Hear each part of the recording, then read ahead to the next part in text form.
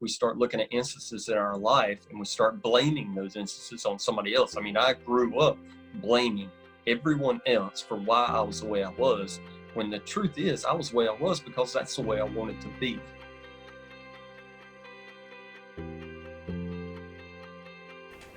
Here we go again. Let's roll with it. Let's roll.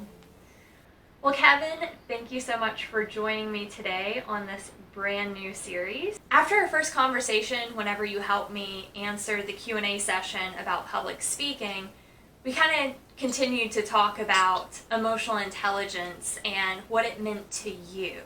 So I thought, what a great opportunity to bring you on and share with everyone how this new thing that you now know as emotional intelligence really changed your life and how you see the world around you.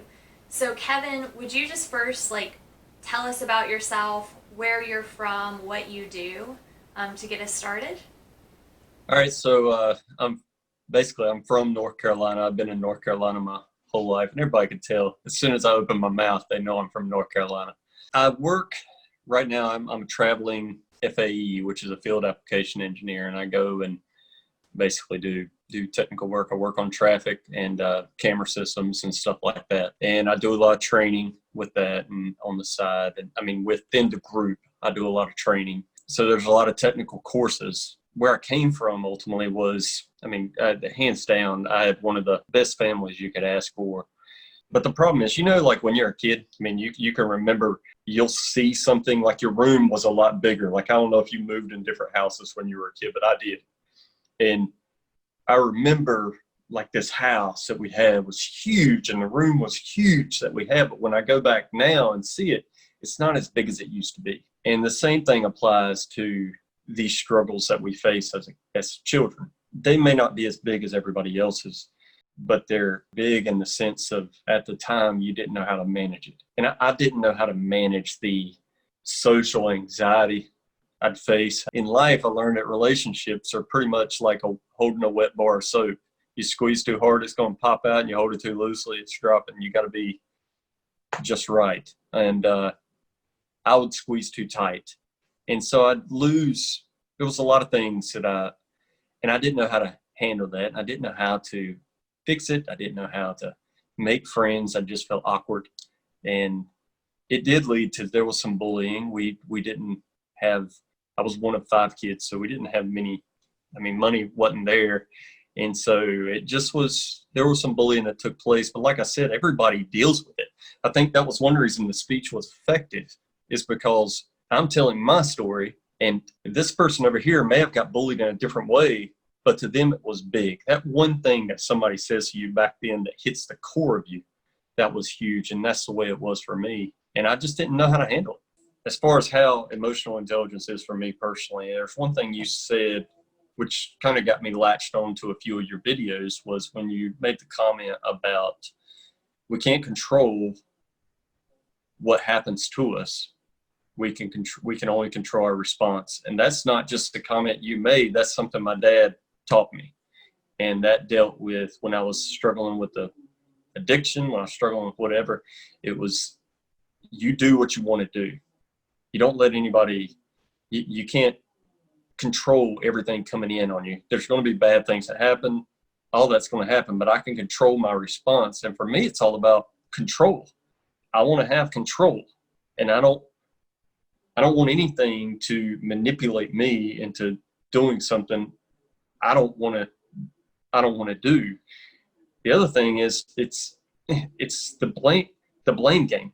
I don't want to blame anybody else for a problem that I cause. If it's in my field, in my line of work, even in the technical field, if somebody comes to me and I find out something's done wrong, well, the first thing I want to find out is, did I do something wrong? Well, the reason I want to know if I did something wrong is because if I did it wrong, I can fix it. I can control that. If it's something outside of me, I can't. And I'll just like to keep it in that realm. And so when you said that and started talking about emotional intelligence, it reminded me that's something I've been taught growing up. I just didn't know what to call it. And that's a good point. And so many people do not know how to take responsibility for their actions. And I feel like with everything that's going on right now with the coronavirus, you see a lot of that resistance to do certain things that people are telling us, the experts are telling us, taking certain precautions. And you see a lot of defense come up in a lot of people because they feel like certain things are stripping away their freedom. They don't want to be told what to do, but they don't necessarily look at the bigger picture of, well, why would I be doing this? They don't see outside of themselves. You and I have had several conversations about your past and some moments that at the moment, awful, traumatic, and you couldn't see necessarily the light at the end of the tunnel.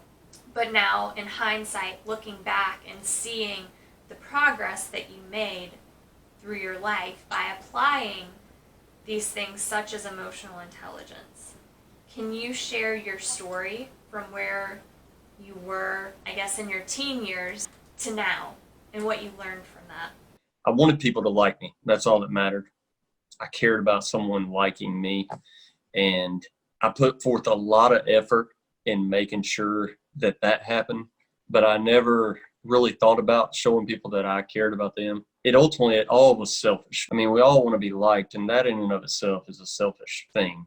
That right there shows low emotional intelligence, right? When we are looking for that external validation to prove to ourselves that we're somebody. But then being somebody, does that really matter, you know? We are just such a small blip in history. And if we're doing things that are not giving and we're just taking, then what are we doing, right? So that's a great point. But I'll let you carry on and pick up. No, if you're helping me because you're steering me back on the right way of thinking here. One thing that happened is everything that happened to me, I was blaming it. And even like the addiction, I blamed it on, you go to these classes and then they say a lot of times if you have somebody in your lineage, in your ancestry that struggled with this, well, you're going to struggle with it, right? And that's ultimately, it's true and it's not true. You gotta figure out who you are. I don't like the pigeonhole mentality, and I don't like being pigeonholed to where this is who I am because of where I came from. Where you can break that shell. You can be different. And I had where I was. I couldn't stop the constant worry of what everybody thought of me, of the failures and the disappointments, and I couldn't stop. And the truth is, here's the arrogance of the whole thing. You think about, we always want to have a high self-esteem or a high self-image or to feel this self-worth. Well, where's the entitlement come from, right? Where do we think that we deserve to have anything? It's this entitled feeling. And what I had is this entitled feeling that I should be treated better than I am. Well, why? It's my biggest question. Why does anybody have to treat me good? Basically get to the place where we make ourselves our own idols ultimately. If you can go into a room and sit down and sit by yourself and nobody talk to you and you're okay with that, then you've got some emotional intelligence. You have a reserve inside you and you're comfortable. But if you're a person that can go into a room and nobody talk to you and you don't want them to talk to you, that's a whole different thing. But if you can sit there and be comfortable in your own skin, and then when somebody else comes walking up and you start talking with them and you can just carry on back and forth, then it's fine. So I want to kind of go a little bit deeper into what you said about where does this entitlement come from? Where do you think it comes from? Why do you think the majority of people in our society have that need to be idolized, feel that entitlement? Where do you think that comes from? I think it's just our nature, really. I mean, we just have this nature to be the alpha. To be the alpha, to be the one that everybody, to be praised, to get affirmation just to keep moving forward. And the problem with that, the failure in that is you're reliant on something external. You're relying on somebody else to give you affirmation to make it to the next day. Right. And one thing my dad taught me, and this is where emotional intelligence comes from, that I didn't realize you had a name for it. And that's what it is. But one of the things was when it came to drinking in and of itself, and the addiction and all the stuff that was holding me down, my dad was letting me know, you gotta do this because you want to do this. Something could happen if all of a sudden my dad passes away. If he is my source of worth, our friendships and our relationships, all of them are pretty much like waves in the ocean. They're here for a moment and they're gone. They're here for a moment. And I know you can think of a friend that at one time in your life, assumption here, that at one time in your life, you probably had a friend that you were like this with. And you never thought that would go away. And then all of a sudden you look back and you hadn't talked to them in 5 years. Oh yeah, several times. And what happens if they were your source of self-worth? It's gone. And so we're preparing ourselves for failure. We're preparing ourselves to fall empty. And I think we're passing the blame a little bit, because then when they're gone, we start looking at instances in our life and we start blaming those instances on somebody else. I mean, I grew up blaming everyone else for why I was the way I was, when the truth is I was the way I was because that's the way I wanted to be. Same thing, someone asked me, they'll say, you got to redefine, and I'm trailing off into something else here, but you got to redefine how your inner dialogue, okay? I can tell if someone asks me, I play guitar, and they'll say, well, how long have you been playing? And I have the same answer. I say, long enough to be better than I am, but I don't want to be better than I am. And the reason I say that is not because I don't desire it, but I don't desire it more than I desire watching a TV show. I don't desire it more. You do what you want to do with the hours that make up your day. And if I really wanted something, then I'll go for it. When you change your dialogue like that, then you put all the blame on you for not achieving what you want to be, to not doing what you want to do. So if someone tells me, I wish I play guitar, well, you might wish it. Do you want it? Well, yeah, I want it. No, you don't. If you want it, you go and you do something about it, right? Oh gosh, I love that. I love that so much, because especially right now when people are in quarantine, they have more time on their hands because they're not going out with their friends, they're not doing things after work, they aren't taking their kids to practice the way they may have before a dance rehearsal or whatever it may be, right? So people have all this extra time on their hands, yet you still find the people that always said, I wish I had time to read. I wish I had time to learn this new skill set. I wish. And just like you said, well, if you really wanted it, you would find a way to do it. All of us have the exact same hours in the day. Every single one of us.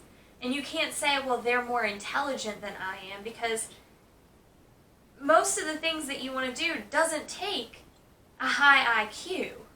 It takes commitment and your willingness to make the time for it.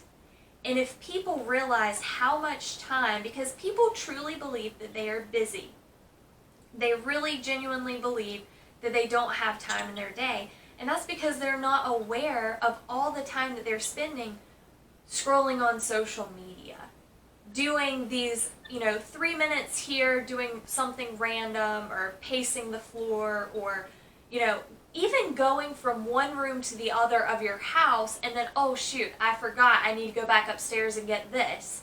And then they come downstairs, oh man, I forgot, I need to go do this now. And so they're not present, they're not organized. They're scatterbrained, and so is their time. Their time is scattered. But if they really consolidated and managed their time appropriately and really wanted to make time for those things, they could. So you brought up so many good points. We want to play the victim a lot. We don't want to take ownership. We want to play the blame game. We're egocentric. I mean, you see it every day in our society. All these deficiencies of deficient in emotional intelligence, right? We're exhibiting low emotional intelligence everywhere. So tell me what was the wake up call for you? How did you go, and let's actually take it back a little bit further, because I don't think I know your story, but I don't think you've really shared your story yet with the audience, exactly what happened and how you became addicted to alcohol and all of those things, and then kind of what was the wake up point for you? Well, the how of the addiction was pretty much, it was as simple as trying it, and all of a sudden my brain shut off, and I liked the quiet. I liked it being quiet, and that was where the addiction was. I was addicted to the silence that would be, which is all the things that come into your head. And I feel bad for these kids nowadays. I mean, it's even worse now with all the social media and stuff. I mean, a kid's not just bullied at school anymore; they can't escape it, and it's tragic. But it's ultimately what happens. You know, it's that inner dialogue. And what the change for me was, my addiction. It was what got me up in the morning, and it's what laid me down at night. I was young. I mean, I think back now, and it felt like, I felt like an old guy then, but I was just a kid, and I would wake up at 5 o'clock in the morning. I'd tell my mom I had detention or something. I had early school, and I would go, and which was normal. It was a normal thing. So I would go and I'd park my truck on a hill, and I would just sit there and just prepare for the day and get myself nice and sauced up for it. And I would stay like that. Somehow I managed a job throughout it. When I got in trouble and I wanted to keep my money, I started figuring out other ways to make money. So my parents would see a flow of money coming in from my job, but wouldn't be keeping track of that. Everything I did was based on keeping that alive and keeping that addiction alive. To who I dated, who I hung around with, everything was around that. And it's not just, that's the way the same addiction goes on today. I mean, it's just in a different, it may be alcohol for somebody else, it may be drugs, it may be social media. It's the same thing. That is your motivation to get up in the morning. That is getting the likes on a post. I mean, I put a post out there, and I don't know if you've done it before, where I put a post and then you get up in the morning and say, man, someone's got to like this. That was funny, and there's this addiction that takes place. But when you're looking for that to get through the day, then you got a problem. And that's where I was. As far as the wake up call was getting out of that, getting on the other side of that. I didn't want to go back to it. I knew what it was like. I knew the dark hole it was, and what it took from my family, what it took from the people around me, and basically where it was leading me. My dad took me for a walk after I got in trouble. I was in trouble again, and he took me for a walk, and I told him everything. Why I did what I did, why our family, Dad, our family had this problem. People in our family have this problem.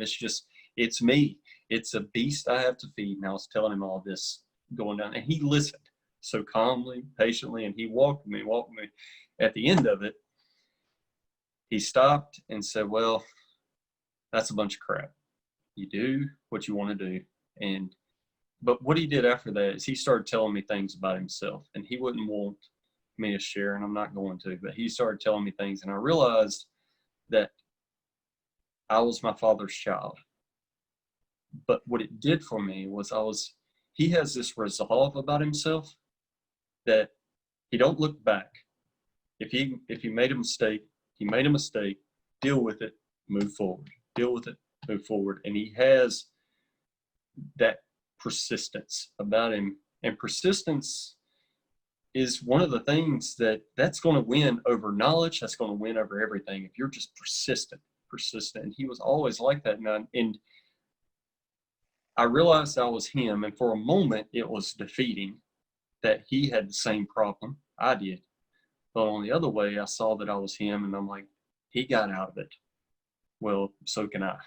And I knew if this worked for him, then it would work for me. And I need to figure out how to stop letting them be the excuse for the direction I decided to go with my life. If you like me, I've known you a bit, and we seem and have a pretty good friendship. But to be honest, and I mean this in the most candid and nice way possible, if all of a sudden you didn't like me, I'm sorry. I wish I could do anything. I wish I could, fix it. Did I do something? I'd find out if I did something wrong. Did I say something wrong? Once you get past that, it really makes things a lot easier, a whole lot easier. That's very true. Yeah, that's true. Like, you shouldn't need anyone. I hear so many people say, and I'm sorry if you can hear my dog snoring or if he starts to bark because he's asleep right now. He tends to dream and bark in his sleep. So, but I hear so many people talk about their significant other and say, I just don't know what I would do without you, and you're my better half. And I can't say that about my husband. Like, I love him. I wouldn't want to be without him. But I could live without him because I'm a whole person. He's not my other half. We're two wholes that work really well together. And I don't think there's anything wrong with that, but so many people look at me sideways and think, how could you say that? Like, you are each a half that made a whole. And I'm like, I was a whole person before I met him. He was a whole person before he met me. We complement one another, but we're not dependent on one another. And I think that's so important.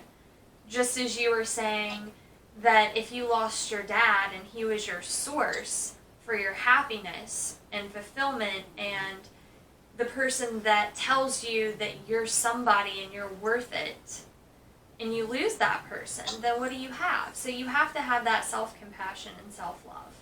I have 2 children, and for my wife, I don't want her to be so dependent. It's nice to know that you're wanted around. It's nice to know that you do help somebody's life and help it be better.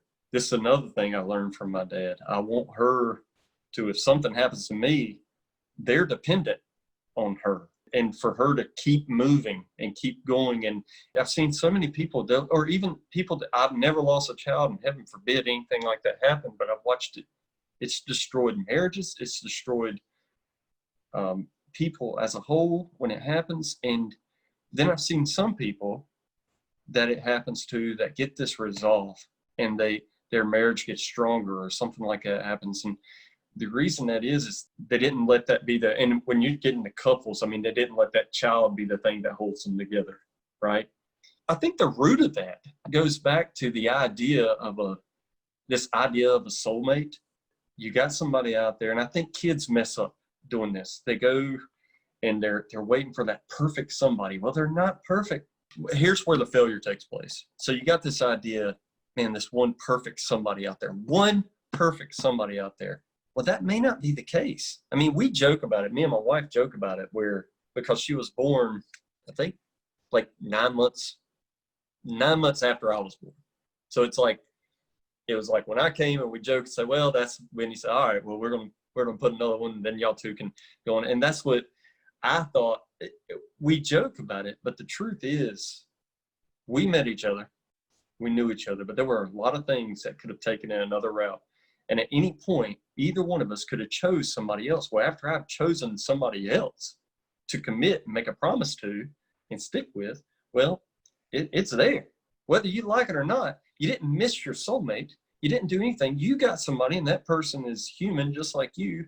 Would it be grand if you could learn to love them and they can learn to love you? And then all of a sudden you get that together. But this idea that there's this soulmate, well, what happens? You got this grandiose idea of what this person will look like, how they're going to act, how they're going to do, and they're going to take you, and everything's just going to be this big fairy tale your whole life. And then all of a sudden you walk in the house and he just didn't turn on the fan in the bathroom, and you're like, really? You're just supposed to smell like flowers all the time. What is this? And then the image that you had gets let down. And what happens is you start, all the things that you thought were great when you first saw this person, then you start putting up pictures of all the things you thought are bad. And you start, then all you can see is the bad, because you had an idea that you were marrying somebody that didn't exist, or that you're dating somebody that didn't really exist. And and it was all selfish. It's still the expression puppy love. Now, I don't know where the root comes from, but it's a selfish idea. People love puppies, period. You put a picture of a puppy on the internet and people just like it. It just puppies. They just love it. But not as many people like dogs, right? Because my kids want a puppy, but I don't know if they're ready to take care of a dog. But the reason we like puppies, a lot of times the reason people do like, I mean, I ain't gonna say everybody, not everybody's like this, but it's what the puppy does for them. You ask them why do you love them? Why do you like that puppy? Well, they like it because when they touch it, it feels soft, or it snuggles to them, or it does this. It's all about what the puppy does for them, not what they can do for the puppy, right? That's true. Yeah. Wow. Yeah. And so that's the way when someone starts dating somebody. I met this guy and he's great. You don't understand. His eyes are dreamy. He just makes me feel great. He bought me presents, or he does this, or he holds me this way. Oh, and they get all excited about these things like this. That's selfish. What are you going to do for him? Or vice versa. What are you going to do for her? He talks about her and how gorgeous she is or whatever. It's still selfish. It's not about what can I do for this person. It comes from looking at somebody else and saying, you know what? They need somebody to love them. They need somebody to care about them, so I'm going to care about them. And it goes back to that same principle where my whole life I was wanting people to like me, and that's a road that leads to destruction. Now I want somebody I love, and I have that. I have children I can show I love. I have a wife I can show I love. And I got other people around me I can show them. I have the privilege to show them I love them. I got people that I want them to know that I like them. When I leave the room, I want them to feel from me that I genuinely care about them. And if I didn't get that across, then that's my failure. If you don't like me, I hope it's not because I didn't come across that I don't like you. I have to agree. And you can see that not just in relationships. When I started my first business, to me, it was all about, why are you not hiring me? So I would get extremely offended and outraged when these potential clients would choose someone else. I would talk so negatively about the other photographers, not to the clients or not, them directly, but I would say to myself, like, what do they have to offer that I don't? When I look back, it was all selfish. I didn't care anything about the couple. To me, it wasn't about them. It was about me, right? This is my business. I want to make money. And if you don't like my work, then you must have terrible taste. And I know that it sounds terrible, like me speaking about it now, because it really was like my mindset just was not in the right place. And instead of trying to learn from that, I wanted other people to come meet me where I was at. And that right there in and of itself is a deficit of emotional intelligence, because I believed that my world revolved around me.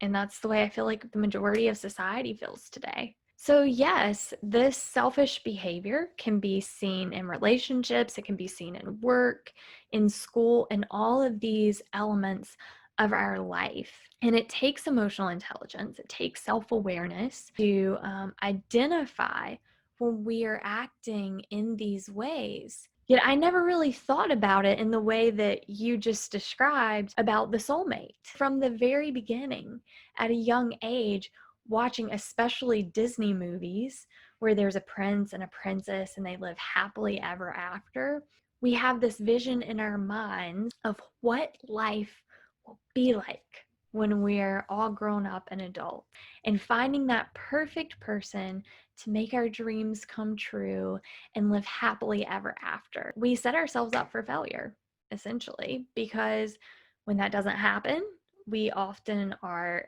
disappointed, we're upset, or we throw in the towel and say, this relationship isn't working because the person fell short of this ridiculous, unrealistic, high expectation that we set for them. I mean, if you think about any friendship you've had, any relationship you have in life, it's if the two parties in the relationship would do their best to show the other one that they care, then you're not going to have a problem. It's going to be stronger because you're not constantly looking for something to take. And when a relationship falls apart, and this is any relationship, when a relationship falls apart, and it happens with parents and children too. I've watched parents who have used their children, a mom who all of a sudden, because she can put it out there, her child beside her in a picture or something, and then put some big post, and then what they don't see is when the picture's gone. All right, go back to your game. Go back to what you're doing. And I think you brought up a good point where it starts at an early age, like with the fairy tales. I mean, I joke about Beauty and the Beast because I like the Beast more than the other guy at the end, when he changed. I got a daughter, so I know them all, and I had sisters. And so what I joke about is like, what happened after Ariel got her voice? How did that go? Over the time, how did the first argument go? Did he ever tell her, I wish you couldn't speak again or whatever? And then you got the Beast, and how did it go? You don't see the day after. All of a sudden, Belle, who fell in love with this big brawny beast, and then all of a sudden now she's got this guy who, he's well manicured and Prince and all this. She's sometimes just like, I don't know about him. You never see the moment after, Right. and so people just see it's happily ever after and it's done. And that's not it. That's not the way love is. That's not the way anything is. So let's transition from unrealistic expectations in relationships to unrealistic expectations on social media. So we look at influencers or Instagram models, and it's like everyone is trying to be someone. Everybody wants to be idolized in a sense, and they want to present this perfect avatar to the world, right? And when I see people doing this and taking all these pictures and always locked into their devices, it really saddens me. Like, it really does. And I think back to when my husband and I went on our honeymoon. So we went to Thailand and we were in Phuket, and we wanted to, we're taking a ferry from Phuket to the other side of the Gulf. And it was like a 2.5 hour ferry ride. As we're taking this ferry ride, there's like all these limestone pillars sticking out of the water. Like it's beautiful. And that's the primary reason I wanted to go, because like you just don't find those here. So anyways, we're on this ferry ride. People, like over half of the people on this ferry were taking selfies probably for 3/4 of this trip. Like, and I'm not talking about just taking pictures of the scenery. It was selfies. It wasn't just women. It was equally men, which was really shocking to me. And again, I told you, I'm a people watcher. So I'm like fascinated. But honestly, not only was I fascinated, I was kind of angry. I was angry that people were so self-absorbed that they were missing out on all the beauty that was around them. They weren't living in the present moment. People are living for the moment, but they're never living in the moment. It's ironic because the very thing that they're trying to capture and experience is the thing that they're completely missing out on. And they seem to be chasing this happiness. They're completely ignoring that what they're looking for is all around them. And they're completely missing it. And we're going to have to get out of these egocentric bubbles that so many of us are living in all around the world, because we're never going to be able to find happiness if we're trying so desperately hard for it. I mean, what are your thoughts? Well, my wife will tell you that I don't like, if we go to something where my kids are in it, I don't want to be the one filming. The problem is, my phone's here, but let's take this, for example. I don't want to experience this in 2D, or I want to be there. And and take it all in myself. I had to remove like 1,600 pictures on my phone. Most of them were wasted just where I took like 10 or 15 pictures of the very same thing, of trying to catch my son doing something, really cool, when I could have just snapped. I mean, the old pictures, I got some pictures that I cherish that not many, there's not many from when I was a kid. There's pictures there that I cherish. There's a picture of my dad, my grandpa, and me. And that picture, I cherish it. It was a picture that somebody probably just snapped. The truth is, we're more than pictures. And the reason that was taken, and then there wasn't like 100 different takes of it. There wasn't, you can be at an event and totally miss the event, and you live the event within your phone, looking through a screen, taking pictures of the event. Even scenery pictures, I really wonder why would I go to the Eiffel Tower and take a picture of the Eiffel Tower when I get to see the Eiffel Tower? I could take a picture. What am I going to do with that picture? It's just a picture, but experience it and be there. I think we miss that. I think we're losing a lot of that because we're so consumed with saving the memory. We're so consumed with saving the memory that we lose the memory. Yes. It's ironic. The very thing that we are trying to preserve, we are really not experiencing at all. And I got pictures. I don't even remember where I took them.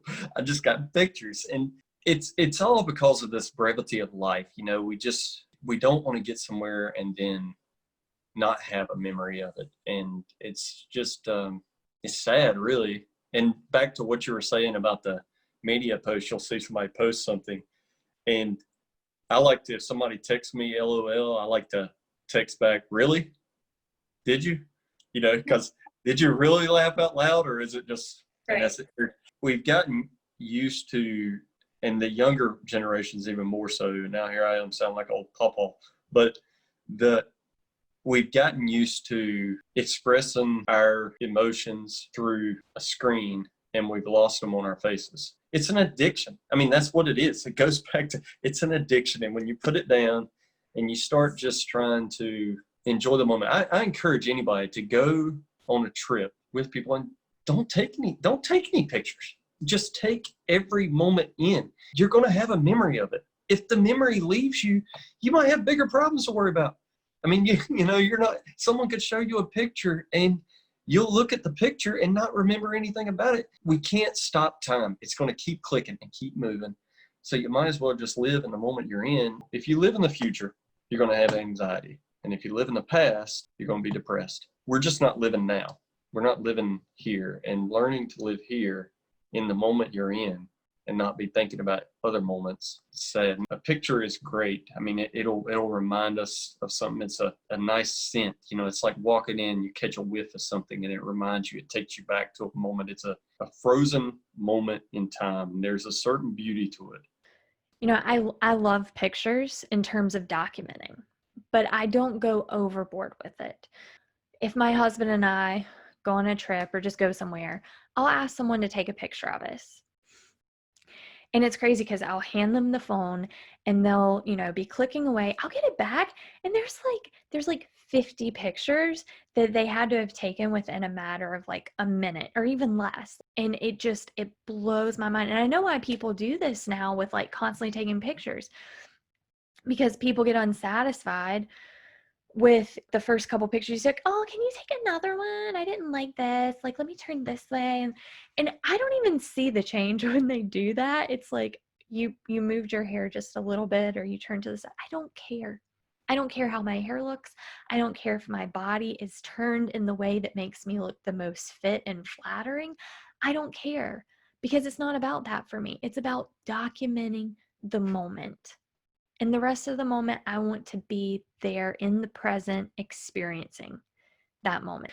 So you're talking about, back to the picture you're talking about with your grandfather and you as a child.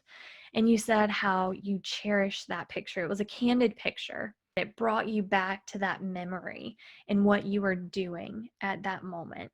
And I love candids too, because it's a frozen image in time. And people are trying to recreate these candids that aren't even real. In my book, there's an entire section about this.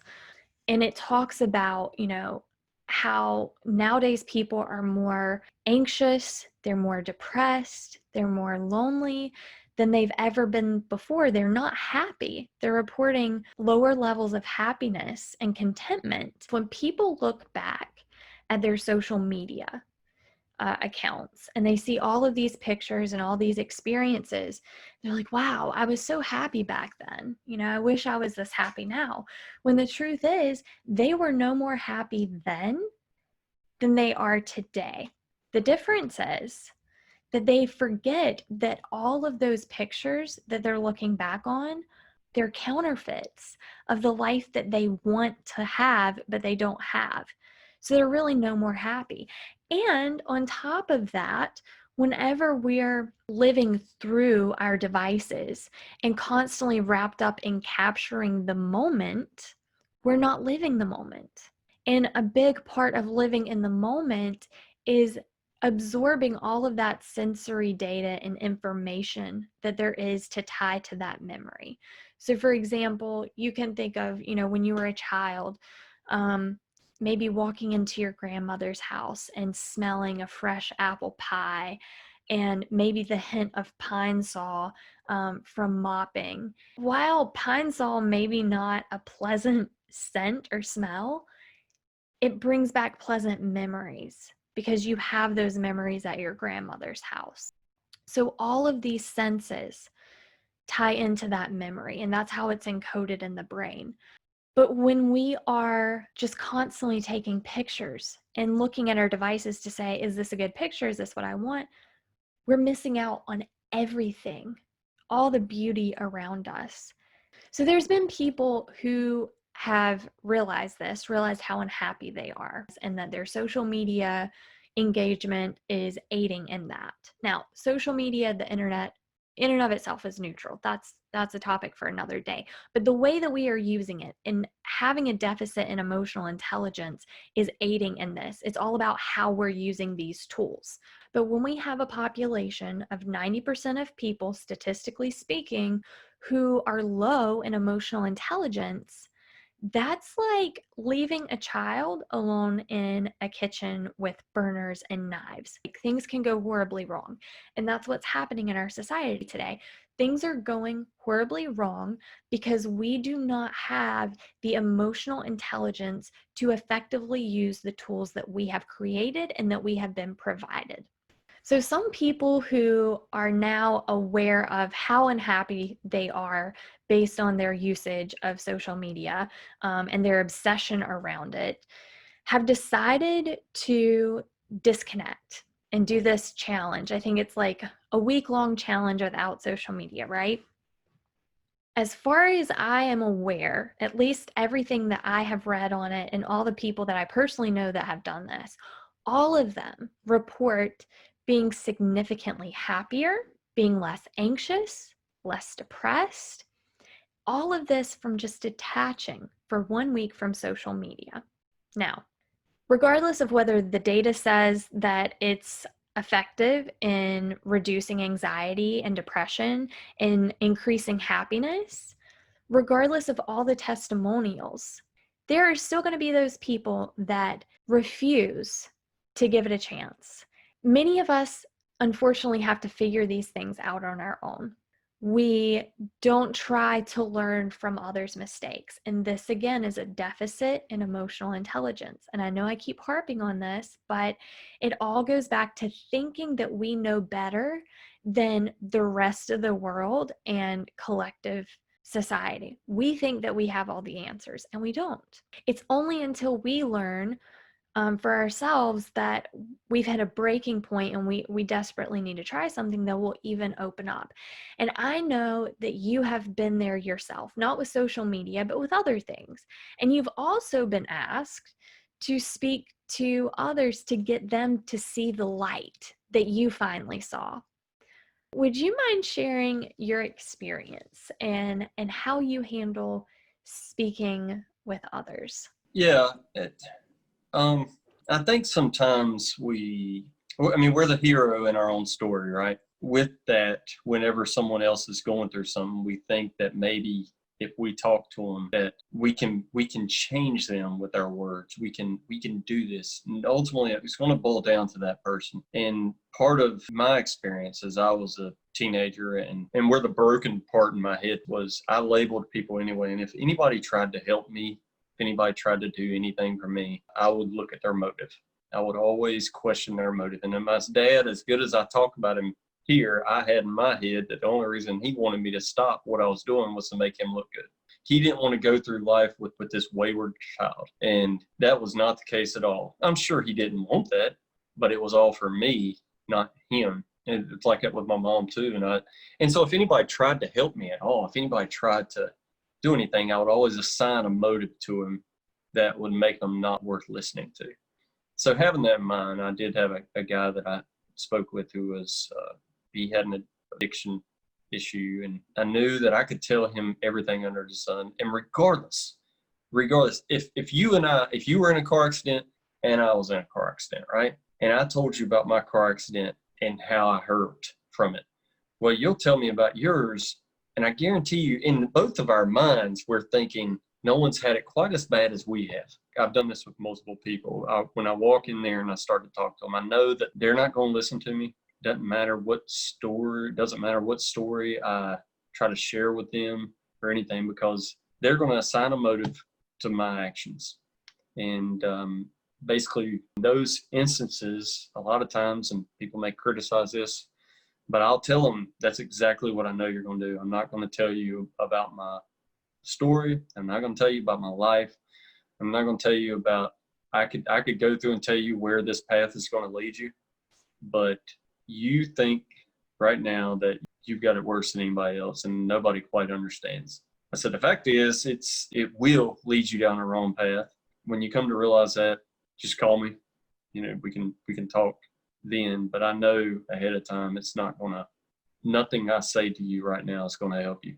So live in your own self-pity. And I'll be hard with them and walk away, and normally they'll come back around.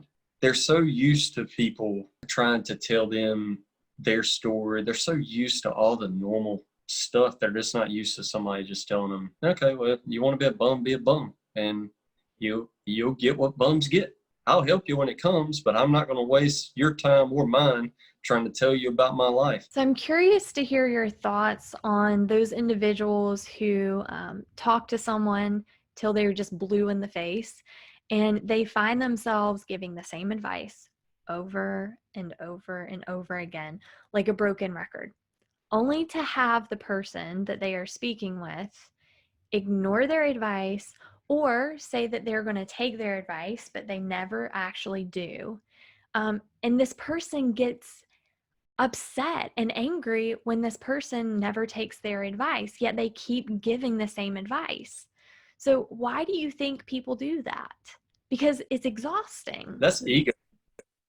That's all that is. Well, I talked to them. I wanted to be the one that whenever they get out of this, that I'm the one that they talk about. Man, so-and-so came by and spoke with me, and they walked me through this. And if it wasn't for you, all this, it's ego. And ego it's so damaging to us. It leads us into so many stupid places in life. I can say I'd say 90% of the real struggles I've had in life is ego. It's your ego gets damaged. That's why you get mad in an argument. Somebody damaged your ego. That's why when somebody tries to tell you to do something, you don't want to listen to them, because you want to be the one that says, no, I'll figure it out. I was put together a Lego thing with my son the other day, and it had like 90 some different things to it, and it had an instruction manual, and I'm going through this thing, and I'm like, well, I'm going to go ahead along with this because he knows I got a technical job. I'm smarter than him, and I want to show it. And so, but I wanted to, impress him, and that I was like, all right, I'm going to move along. I'm going to start doing this, and I want to keep going. And he said, Dad, that piece don't go like this. I said, yes, it does. It goes just like the other one. He said, no, it doesn't. Now, he's 8, to tell you how embarrassing this is. He said, no, it doesn't. He said, read the instruction. Read the instruction. I said, I don't need it. I can look at the picture. He said, read it right there. That's what it says. And he was right. But it's my ego that's what keeps me from saying, I don't need a guide. I can figure this out myself. When it comes to people's life, they're kind of like that. I mean, we see them as this puzzle that we can fix and that we could come in and do something with. And we want the credit. We want to be the one that finally pieces this thing together. I mean, it's been frustrating everybody. We want to be the one to get the praise for fixing it. And even if it's not the praise from other people, even if it's not the praise from the person itself, it's that internal praise that I did this for them. If they don't listen, then we take that personally. It's selfish. It's all selfish. And my question then is, why did you do it to begin with? Why? And I'm guilty of it. I mean, all the things, my frustration for everything I'm saying is because it's things that I've done. And you asked me, at what point did it change? Well, there is no point.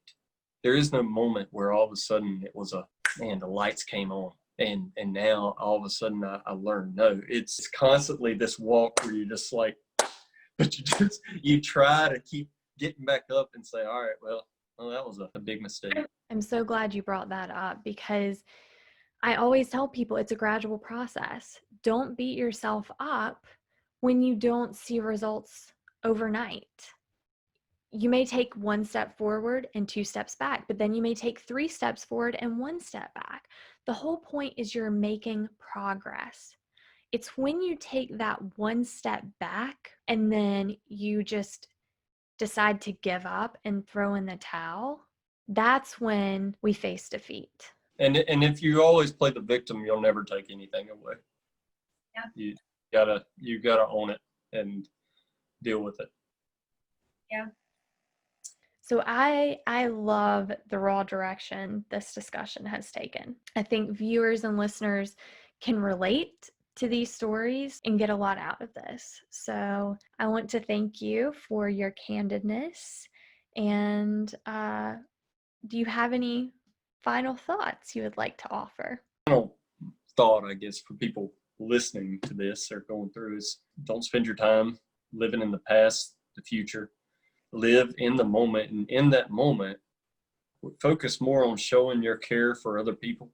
Put all your energy in showing them, expressing to them how much you care about them, with no strings attached, no expectation of anything in return. Try that. See what difference it makes. The result is they start to like you. They start caring about you more, and you may find out they want to show you gratitude. But if you do it for the gratitude, you can't expect it. And there's no greater gift than a love with no strings.